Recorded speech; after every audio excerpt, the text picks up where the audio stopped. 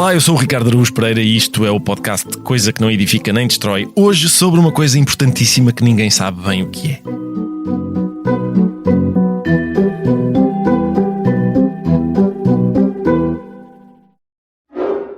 Hoje, e seguindo a tradição deste podcast de perder bastante tempo com pormenores insignificantes, vamos começar por ouvir um excerto de uma canção de Caetano Veloso. Você traz a Coca-Cola, eu tomo. Você bota a mesa, Eu como. eu como, Eu como. eu como. Eu como. Você tá entendendo quase nada do que eu... Os versos que Caetano Veloso canta aqui são: você traz a Coca-Cola, eu tomo. Você bota à mesa, eu como. Você não está entendendo quase nada do que eu digo. Creio que concordamos todos que estas frases, relativamente banais, não têm graça nem capacidade para excitar multidões. Mas a plateia deste concerto manifesta-se ruidosamente a certa altura. E parte desse ruído são risos. Só por causa de um pequeno truque, que é o seguinte: a música obriga a cantar a primeira palavra do último verso colada ao final do penúltimo. É quase um jogo de criança, é uma marotice de linguagem, não é? O que é que acontece se eu suprimir um silêncio aqui e fizer outro ali? É esse o jogo. Ora, será isto uma ocorrência de um fenómeno que costumamos designar por timing? Não sei. Até porque, em rigor, eu não sei bem o que timing é. Apesar disso, é inegável que todos temos uma noção de timing. Por exemplo, toda a gente que já esteve em frente a um bebê e se escondeu atrás de um pano dizendo: a Gertrudes não está cá. Tá. A Gertrudes mostra, assim, dominar o timing, uma vez que ela sabe que se disser a Gertrudes não está cá, tá, o bebê não ri. E se disser a Gertrudes não está cá e depois esperar um quarto de hora até dizer tá, o bebê também vai ficar indiferente. Até é capaz de se esquecer de quem a Gertrudes é. Mas a primeira dificuldade que temos quando falamos de timing é chegar a uma definição. É engraçado, enfim, é moderadamente engraçado que o timing, que nós suspeitamos que tenha a ver com precisão, seja um conceito tão impreciso. Por isso, como sempre, vou tentando umas aproximações. E essa, precisamente, deve ser a primeira. Timing tem a ver com precisão, em princípio. Em comédia parece haver um momento exato para que uma coisa seja dita ou mostrada. Se isso acontecer instantes antes ou depois da altura certa, o efeito é diferente, inevitavelmente pior ou até nulo.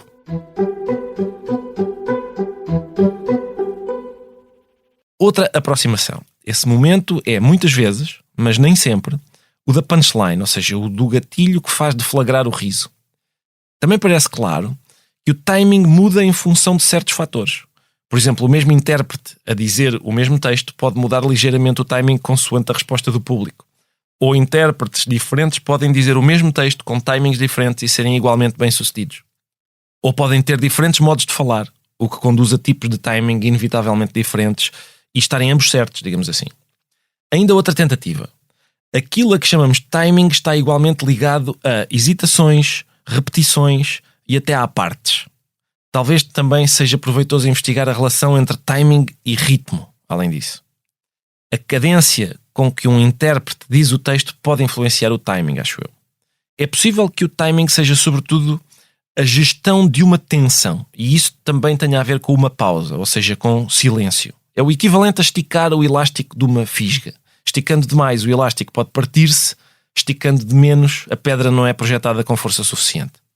Há um livro do Ray Bradbury chamado Zen in the Art of Writing, em que ele cita um poema do Oscar Wilde que, atenção, no entanto, eu nunca consegui encontrar este poema na obra do Oscar Wilde. É possível que seja apócrifo, ou que o Ray Bradbury tenha inventado, ou ele usava uns óculos muito grossos.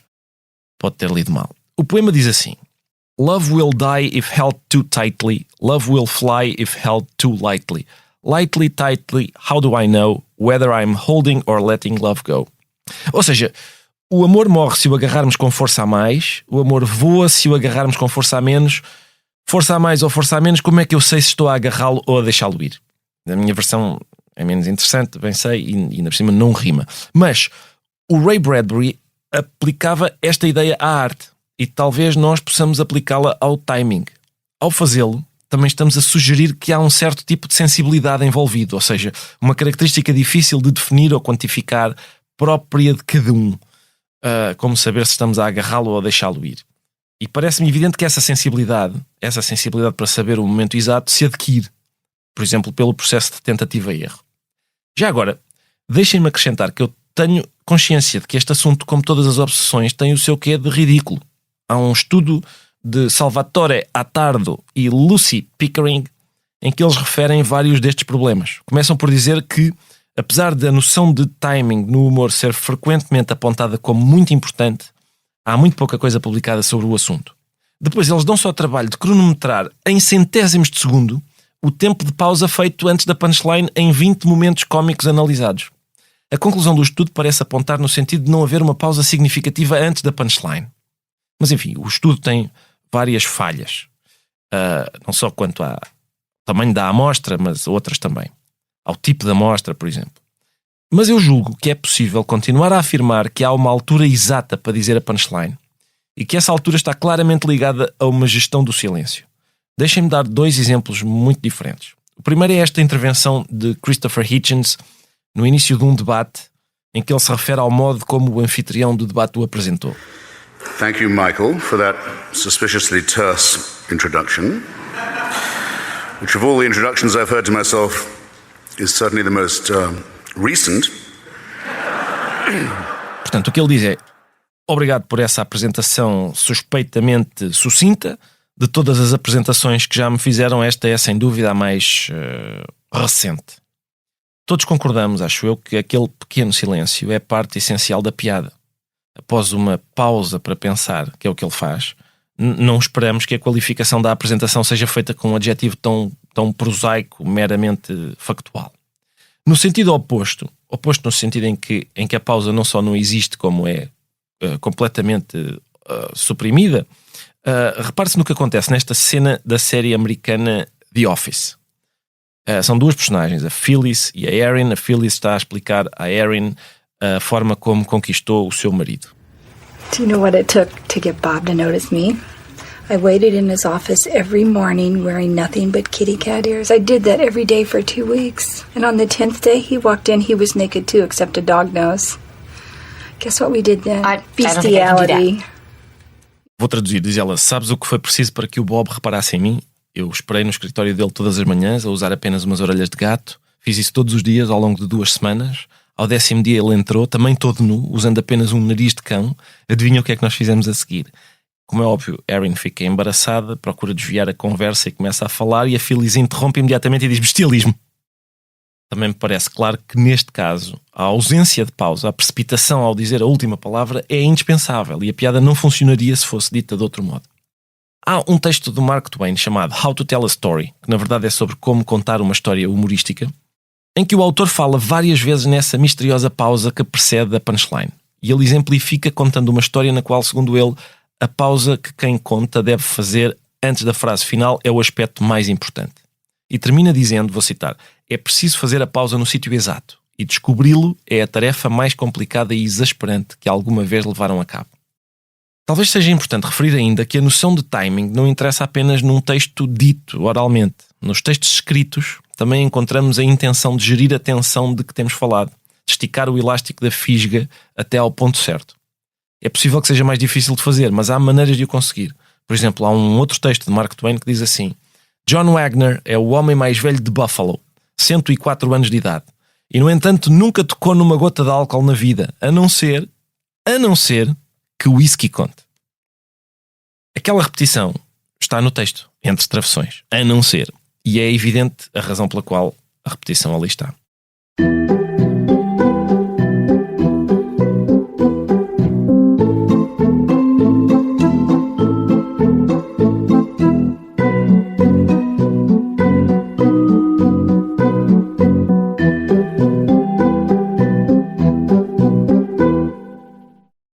Em A Causa das Coisas, que a Bertrand acabou de reeditar, Miguel Esteves Cardoso escreve uma crónica chamada Merda, que começa assim: aquilo que está cada vez pior, isto segundo a mais divulgada opinião pública, é esta merda.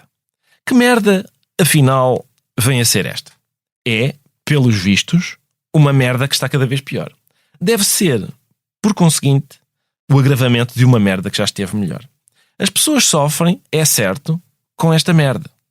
Antigamente, se bem se lembram, esta merda não ia estando como agora, cada vez pior. Valha-nos, ao menos, ainda haver quem adora esta merda. Os estrangeiros, por exemplo.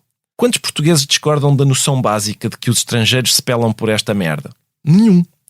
E se por acaso algum estrangeiro calha não se pelar, é garantido que qualquer português digno do nome o mandará, infalivelmente, à merda. Aquelas expressões entre vírgulas, que eu me esforcei por enfaticamente destacar, têm o propósito de atrasar o final da frase. Retardar o momento do prazer produz, como sabemos, o efeito de tornar o prazer maior e mais intenso. Recordo que continuamos a falar de comédia. Há um episódio muito famoso na história da comédia que talvez nos interesse aqui. É o programa de rádio, que mais tarde seria também um programa televisivo, The Jack Benny Program. Jack Benny era um comediante conhecido especialmente pelo seu timing impecável. Na histórica edição de 28 de março de 1948, a personagem de Benny, conhecida por ser muito forreta, atenção que esta parte é importante, é abordada por um ladrão. Hey, Bud. Bud. Huh? Got a match? Match?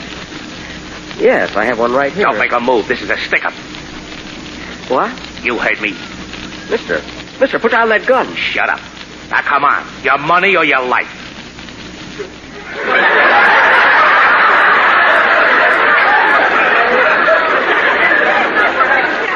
Look, Bud. I said your money or your life. I'm thinking it over. Portanto, o que acontece é o ladrão diz: o dinheiro ou a vida? Segue-se uma longa pausa. O ladrão insiste: o dinheiro ou a vida? E ele diz: estou a pensar. Anos mais tarde, em 1969, Benny foi convidado a recordar os pontos altos da carreira no The Hollywood Reporter, um jornal. Esta rábula é a primeira que ele cita, dizendo que costuma ser considerada a que produziu a maior gargalhada da sua vida, tanto na rádio como na televisão. Ora, sendo o timing tão decisivo como difícil de definir, há quem pergunte se esta sensibilidade para a altura exata em que uma coisa deve ser dita pode ser ensinada. Há uns místicos que dizem que não, o que não parece provável. Pois não? Temos escolas de belas artes, de dança, de música, de cinema, de arquitetura, tudo artes que, ao que parece, é possível ensinar. Mas há quem garanta que, por uma razão misteriosa qualquer, que curiosamente também nunca é referida, a comédia não se ensina nem se aprende. É muito esquisito. Pessoalmente, no entanto, acho que não se nasce com timing. Somos mamíferos iguais aos outros, eu pelo menos sou, e esse não é um atributo que a gente traga do ventre materno. Um senhor chamado Marvin Hamlisch, que é uma das duas únicas pessoas a ganhar o PEGOT, ou seja, um Pulitzer, um Emmy, um Grammy, um Oscar e um Tony, conta o seguinte a propósito da altura em que acompanhou Groucho Marx ao piano no espetáculo An Evening with Groucho, no Carnegie Hall. Diz ele: a certa altura ele dizia uma piada e nós ensaiávamo-la, o timing exato da piada, e ele ensinava-me. Depois parecia espontâneo. Trabalhávamos bastante, mas divertíamos muito. Ou seja, Groucho Marx ensaiava o timing exato de uma piada e ensinava-o ao pianista para depois tudo parecer espontâneo. É estranho, não é? Parece mesmo uma arte igual às outras em que se trabalha e pratica, em vez de se confiar em aptidões obtidas no útero. De facto, não faltam comediantes a referirem-se ao timing falando em treino e aprendizagem. Vou dar apenas alguns exemplos. O John Cleese, na autobiografia, fala de como estudava obsessivamente o timing de Ronnie Corbett. Vou citar: eu observava o Ronnie Corbett como um falcão, porque ele jogava com o timing, às vezes arriscando pausas maiores do que eu alguma vez ousaria, e reparava como, por esperar uma fração de segundo a mais antes de concluir a piada, ele acumulava a atenção e obtinha uma gargalhada maior. E depois John Cleese faz uma observação interessante. Diz ele: quando eu estava em forma, o meu timing verbal era muito bom. Em parte porque eu ouvia cuidadosamente a plateia e era capaz de ajustar-me muito rapidamente à sua reação. Há uma fração de segundo a seguir a dizer uma piada em que temos de decidir se continuamos ou se esperamos pela gargalhada. O timing depende da confiança. Não conseguimos fazer boa comédia se não estivermos relaxados. Acho que há um paralelismo exato entre timing na comédia e no desporto. Quando acertamos no momento exato, a bola é disparada sem esforço. Mas isso só acontece quando estamos a jogar com confiança e nada nos constrange. É o mesmo com a comédia. Qualquer ansiedade, qualquer tensão e o discurso deixa de fluir, fica forçado, perdemos o ritmo. Acabei de citar. Ou seja, mais uma vez, é a ideia de que o timing é qualquer coisa que se aprende, treina e depende da confiança, por oposição a um dom com o qual uns escolhidos nascem. Noutro ponto da autobiografia, John Cleese acrescenta ainda: na comédia é muito fácil falhar o timing. Ou seja, é uma habilidade, isto já sou eu a dizer, é uma habilidade, digamos assim, que é difícil de dominar e suficientemente frágil para ser afetada por vários fatores até alheios ao comediante. Outro exemplo, Steve Martin, recordando o início da carreira, diz: tive as minhas primeiras lições sobre atuar, embora não estivesse no palco. Absorvi o timing do Wally Bogue, dizendo mentalmente a sua piada seguinte, e encarava a reação da plateia como se fosse dirigida a mim. Fim de citação. Mais uma vez, o que está em causa é obviamente uma aprendizagem. Dou ainda outro exemplo. Alison Silverman, que foi guionista do Late Night with Conan O'Brien, do Colbert Report, do Daily Show, do Office, etc., responde assim quando lhe perguntam se recomenda aos aspirantes a autores de comédia que comecem por fazer comédia de improviso. Diz ela: com certeza, acho que há várias razões para que isso seja uma ótima ideia. Uma é que simplesmente se aprende timing. Vou terminar só com mais uma nota. No livro Jack Benny and the Golden Age of American Radio Comedy, diz-se o seguinte: ele era brilhante a acrescentar ênfase cómica e emocional ao texto, com o seu tremendo sentido de timing, e era capaz de treinar os outros atores e até não profissionais para que conseguissem ter o mesmo sentido apurado. E pronto, mais sobre isto daqui a pouco.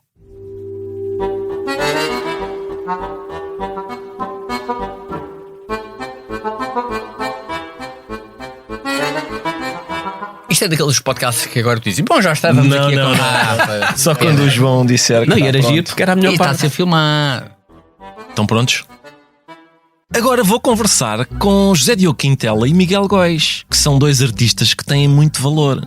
E artistas, começaram Olá. logo. Acho que é lá. artista daquele. E olha-me este artista. Como no sim, trânsito. Exato, Sim. exato. Muito obrigado por terem vindo. Ora, é essa, obrigado pelo convite. Não, nada. Gostámos muito daquela primeira parte, esta primeira parte. Foi muito elucidativa. E perspicaz, Foi- não acharam? Sim. Isto é só porque ainda não está feita nesta altura. Estamos a gravar cronologicamente ao contrário, amigos ouvintes. Meus amigos, vamos lá ver isto. Deixa-me só dizer qual é o meu objetivo: é dizer tudo aquilo que tu vais dizer na primeira parte e agora já não podes. Depois Claro, não podes. esgotar esse assunto e não faz mal porque tu é que fica. Não, porque as pessoas vão ouvir e dizem: olha, o Ricardo realmente já tinha falado naquilo. Exato. O Miguel está a repisar terreno que já foi. Não, porque isto está a ser gravado agora. Não devíamos ter dito isso. Enfim, meus amigos, vamos lá a isto. Esta história do timing, Tu vais-nos tratar por tu, claro que sim, pá. mas deixa-me- aos outros convidados não tratou. Não temos habilitações literárias suficientes. Está calado. Achas que as pessoas iam acreditar que se eu vos tratasse de outra maneira que não fosse por tu? Valha-me Deus. Posso? Estás a ver? É por isso que eu costumo contratar, convidar pessoas. Espera aí, tu que são- contrataste? Não contratei No nada. sentido em que enganei-me. pagas aos outros e não a Enganei, nós? estás a ver? Epá, enfim, vou fazer então. Vou colocar-vos a primeira questão. Isto do timing, eu acho que é consensual, não é? Não só entre humoristas, mas para as pessoas em geral é consensual que é muito importante. No entanto, é difícil dizer exatamente o que é. Isto é o tipo de coisa, é uma coisa central nesta atividade e nem as pessoas que praticam a atividade sabem defini-la. Não se verifica noutras áreas da atividade. Não há engenheiros a dizer assim: olha, a estrutura é importantíssima na solidez do edifício. Agora, não há nenhum engenheiro que saiba o que é a estrutura. Vocês têm alguma definição pessoal? Chegam a alguma conclusão quando pretendem definir o que é timing? Eu vou já acabar com esse draminha, não saber o que é o timing, e vou já dizer que timing é a gestão do silêncio. Fim do programa. É uma definição tão incompleta, meu Deus. Mas que não está atento às complexidades que existem. Bom, eu acho que neste programa fala-se pouco sobre futebol. E então eu queria a chamar isso. aqui a atenção para um documentário que há sobre o Bergkamp, que era realmente um futebolista genial. Tanto é que este documentário chama-se O Gênio do Espaço. E logo no início, o Bergkamp diz que desde criança que ele estava muito interessado no espaço. E ele perguntava-se sempre onde é que está o espaço. Porque é muito interessante para um futebolista estar lá, em vez de estar a dar pontapés na bola, estar a perguntar onde é que está o espaço, como é que eu o posso usar. E muitas vezes ele picava a bola por cima do guarda-redes e tinha essa mania, e os colegas diziam: tu estás obcecado com isto de picar a bola por cima do guarda-redes. E ele respondia: é onde há mais espaço.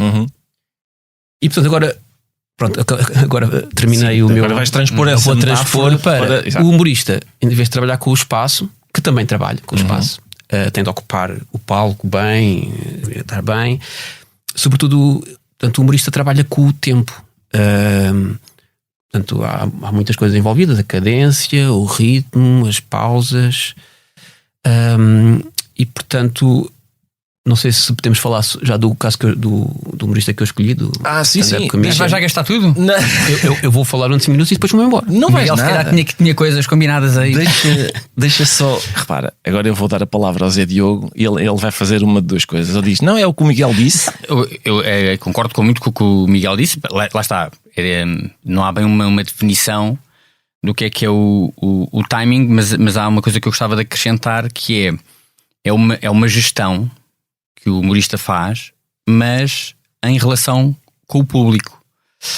Mesmo quando o público não está lá, mesmo quando é um escritor na página em branco, ele imagina e faz e estrutura as frases para imaginar como é que o leitor está a ler, para recriar essas pausas e essa cadência na leitura. Ou nos filmes também, no cinema, não estando lá o público à frente. Claro que nós pensamos sempre em stand-up, porque aí é onde é mais essa claro, gestão do timing é mais visível, porque muitas vezes o artista até pode ter a piada pensada e já dita várias vezes da mesma forma, mas se o público naquele dia... Sim, e se houver uma tosse, basta haver uma tosse a lixar. Sim. Portanto é uma respiração conjunta. Exato. Espécie de dança, não é? Eu ia dizer fazer amor, mas se calhar assim, também. Cada um fala daquilo que tem mais. Com certeza, eu como sou um grande dançarino, ocorreu uma dança. Tu trouxeste um exemplo, Zé Diogo, ou não? Trouxe um exemplo, lá está, de um livro, porque estive à procura dos meus autores prediletos de humor, que é o Evelyn Waugh. Muito bem dito. Agora, queres que eu leia? Ou era só para dizer que trouxe uma coisa? Não. Agora, lá está, eu não sei se isto é timing. E depois ouvimos o exemplo do Miguel. Ou se é apenas, lá está, o ritmo da frase. Isto aí também é timing, não é? Pois é, sim. Ou outra coisa que também muitas vezes se confunde ou está interligada, que é a surpresa. O humor funciona muito à base de surpresa e muitas vezes o timing é o tempo que nós demoramos a dar a revelar a surpresa, a entregar o ovo Kinder.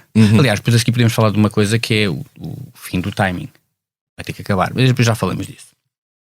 Então é assim: na festa de Archie Schwert, o 15º Marquês de Vandenburg, Conde de Vandenburg de Brandon, Barão de Brandon, Senhor das 5 Ilhas e grande falcoeiro hereditário do reino de Connaught, disse ao 8º Conde de Balcairn, Visconde Erdings, Barão Cairn de Balcairn, Cavaleiro Vermelho de Lancaster, Conde do Sacro Império Romano e Arauto de Chevonceau, no Ducado da Aquitânia. Olá, disse ele, não é uma festa repugnante? Que vai você dizer dela? Porque eram um e outro cronistas maldicentes que escreviam para os jornais do dia. Isto em inglês tem mais graça. Mas pronto, há esta surpresa, esta construção. Sim, primeiro a castelar aquelas duas figuras e depois dois nobres. Exato. Cheios de títulos, que depois são os Carlos do Castro, na altura, isto é a Inglaterra dos anos 20. Lá está, será isto timing? É apenas forma de construção da piada? Zé Diogo, nós aqui neste podcast levantam-se questões. Levantam-se questões. Sim, nós não fornecemos convidados vieram para dar respostas, Zé Diogo. Não vieram nada. Vamos ouvir o exemplo que uma coisa que o Miguel escolheu. I'm so sick of arming the world and then sending troops over to destroy the fucking arms. You know what I mean? We keep arming these little countries, then we go and blow the shit out of them. We're like the bullies of the world, you know?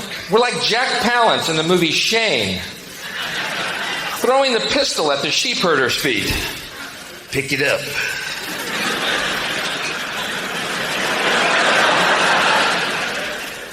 I don't want to pick it up, mister. You'll shoot me.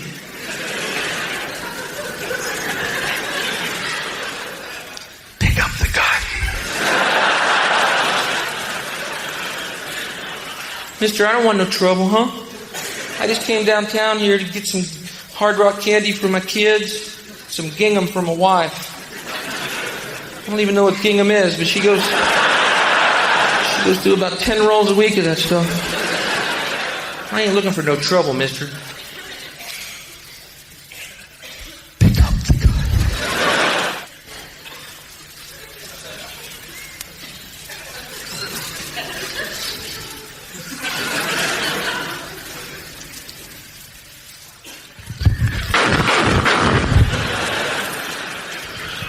You all saw him. He had a gun. Isto é Bill Hicks. Percebe-se melhor aquilo que tu pretendes dizer ouvindo apenas do que vendo o vídeo. Está disponível no YouTube, mas de facto, ouvindo apenas, que é o que a gente faz aqui, uma vez que isto é um podcast, percebe-se melhor onde é que tu queres chegar do que vendo o vídeo, porque não há nenhuma outra distração. Estamos só a ouvir a gestão do que ele faz do silêncio. Exato. Para mim, ele é o melhor a gerir o silêncio. É uma total falta de ansiedade. Eu acho que para ter timing é preciso não ter ansiedade.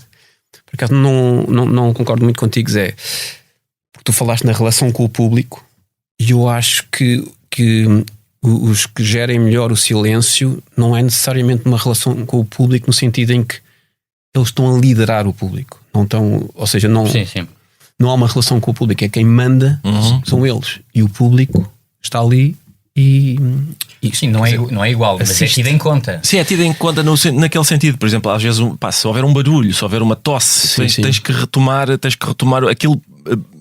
Qualquer pequena coisa, é tão frágil essa ideia das coisas que concorrem para que o timing seja o correto. É tão frágil que qualquer pequeno ruído, qualquer distração, E há ali uma gargalhada, se calhar é no silêncio maior, onde aí sim sente-se a ansiedade, mas é do público.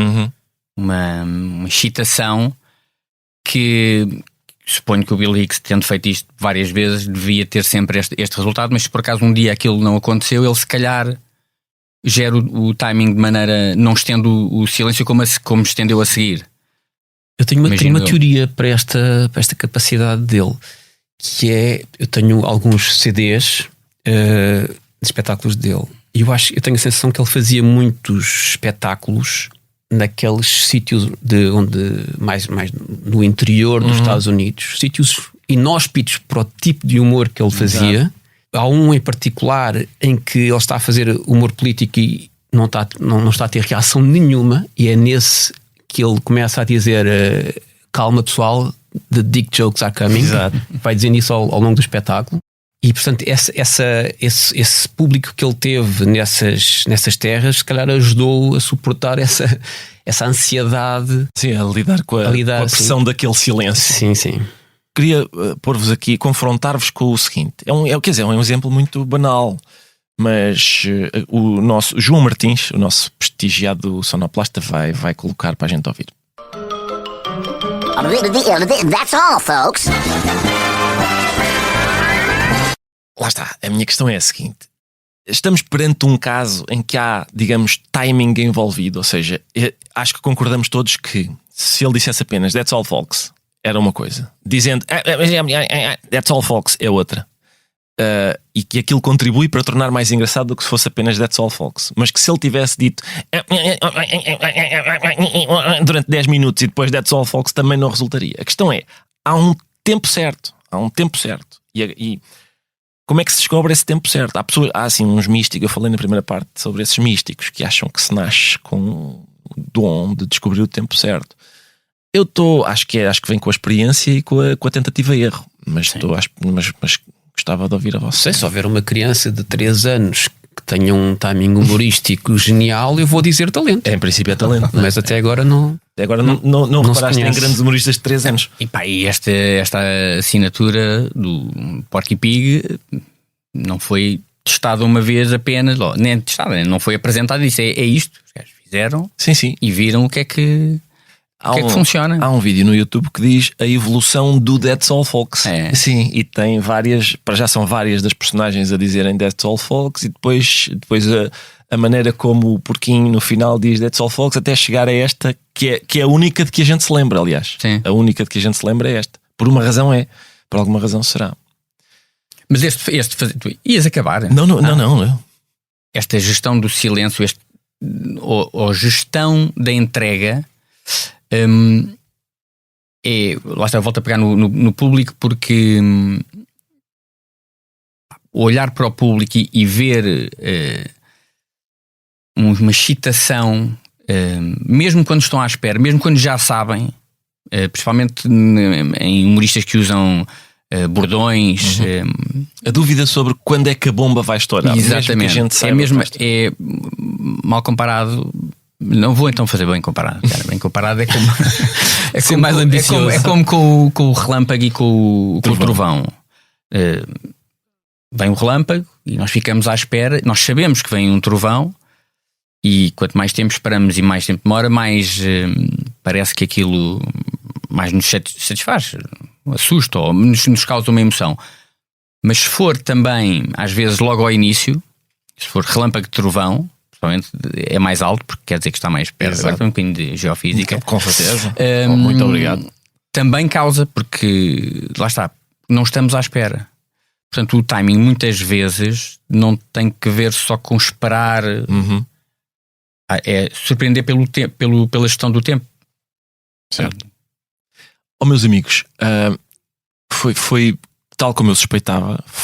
A vossa participação foi muito útil para esclarecer esta questão. Tu estás a acabar o programa. Mas isto foi ironia. Se calhar, lá está, o meu timing se calhar não foi suficientemente bom para vocês perceberem o que é que acharam desta. Nós devíamos ter um podcast. O que é que acham? Acho que vamos sim. fazer outro. Eu agora tu estás a precisar de projetos, estás? Que eu agora ganhei o gosto disto. Isto é giro. Fazíamos um outro ao lado deste. Há aqui um estúdio ao lado. Sobre que temas? Sei lá. Acho que não interessa muito. Lá está. Este podia ser um tema. Porque é que o timing vai acabar? Diz lá, tu ias dizer uma coisa sobre isso.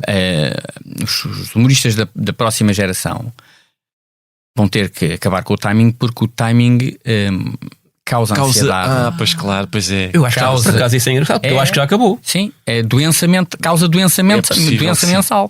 Mensal, não. Mental. Depende da periodicidade do espetáculo. Exatamente. Se calhar é mensal, imagina, os humoristas da nova guarda têm. A piada é logo dita porque o público não pode escutar. Mas já não há estes silêncios do Bill Hicks, por exemplo. Eu acho que já não há estes silêncios. É bem visto. Às vezes um silêncio pode de facto aleijar imenso. As pessoas estão à espera de uma piada e ela dura mais 2 segundos do que sim, ficam muito traumatizado por incerteza. Porque o que o Bill Hicks faz, às vezes entre temas, portanto, as pessoas riem-se da última piada e ele vai mudar de tema. E é importante o silêncio dizer, ok, agora eu vou mudar de tema. Por exemplo, ele logo à frente deste pedaço que nós ouvimos, ele vai mudar de tema para o Kennedy. Vocês sabem como é que ele muda de tema? Faz assim, portanto, faz um silêncio e depois diz Kennedy. E avança. Sim, o gajo não está preocupado não, com não está. Ligações. A propósito disto. Sim. Portanto, o silêncio tem algumas utilidades a mais, como para além desta de mudar de tema. Essa interrupção seca de agora Kennedy. Kennedy. Sim, vamos avançar. Sim. Correndo o risco de ser acusado de mau timing, vou então acabar pela segunda vez. Por acaso acho que é apropriado num episódio sobre timing eu nunca ter acertado, não ter um timing correto. Eu depois gostava de ver as métricas deste episódio, por favor. Sério, eu nunca peço as métricas. Por isso mesmo é que eu estou agora vou pedir. Claro. Foi o 5º episódio de Coisa que Não Edifica Nem Destrói, um podcast original da SIC, com sonoplastia de João Martins, música de Rodrigo Leão e capa de Vera Tavares, coordenação de Joana Beleza, direção de Daniel Oliveira. Eu sou o Ricardo Araújo Pereira e no próximo episódio vou discorrer chatamente sobre moscas.